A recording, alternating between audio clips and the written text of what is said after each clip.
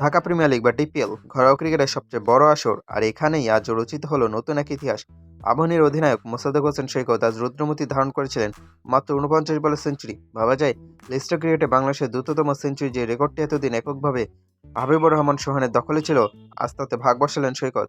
২৭ ওভারে ২০০ রান তুলেও হয়তো আবাহনী জয়ের মুখ দেখেনি, কিন্তু মোসাদ্দেক যা দেখেছেন তা স্রেফ কোনো ইনিংস নয়, জাতীয় দলের নির্বাচকদের জন্য এক জোরালো বার্তা।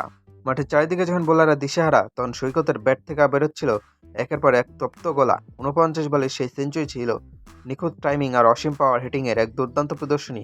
যদিও ম্যাচ শেষে আবাহনীর হারটা বড় হয়ে দাঁড়িয়েছে, কিন্তু মোসাদ্দেকের এই ব্যক্তিগত অর্জন কোনোভাবেই খাটো করার দেখার সুযোগ নেই। বিশেষ করে যখন প্রশ্ন ওঠে বাংলাদেশের মিডল অর্ডার এবং ফিনিশিং নিয়ে, তখন সৈকতের এই ফর্ম নিয়ে নতুন করে ভাবাচ্ছে সবাইকে। সোহানের রেকর্ডে ভাগ বসানো মোসাদ্দেক আজ প্রমাণ করেছেন পাওয়ার ক্রিকেটে তিনি মোটেও পিছিয়ে নেই।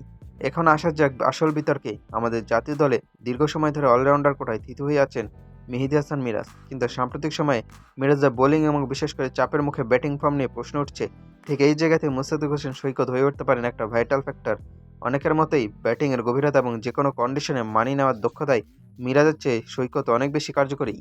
সৈকতের অফ স্পিন বোলিং যথেষ্ট কার্যকর, আর ব্যাটিংয়ে তার যে ন্যাচারাল অ্যাবিলিটি তা যে কোনো দলের জন্য সম্পদ। মিরাজ যেখানে মাঝে মধ্যে খোলসবন্দী হয়ে পড়েন, সৈকত সেখানে যে কোনো পজিশনে নেমে রান রেট সচল রাখতে পারেন। তাহলে কি আমরা বলতে পারি মিরাজের জায়গায় এখন সৈকতের সুযোগ পাওয়ার সময় এসেছে? পারফরমেন্স তো অন্তত সেদিকেই ইশারা করছে। মোসাদ্দেক হোসেন সৈকত জাতীয় দলে নতুন কেউ নন, তবে বারবার তারাকে আসা যাওয়ার মিছিলে থাকতে হয়েছে। কিন্তু এবারে ঘরোয়া লিগে তিনি যা করেছেন, তাতে করেও তাকে উপেক্ষা করা নির্বাচকদের জন্য এখন অসম্ভবের কাছাকাছি।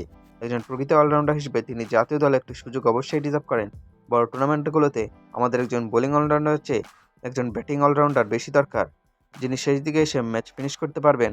আর সেই রোলে মোসাদ্দেক নিজেকে বারবার প্রমাণ করে চলেছেন।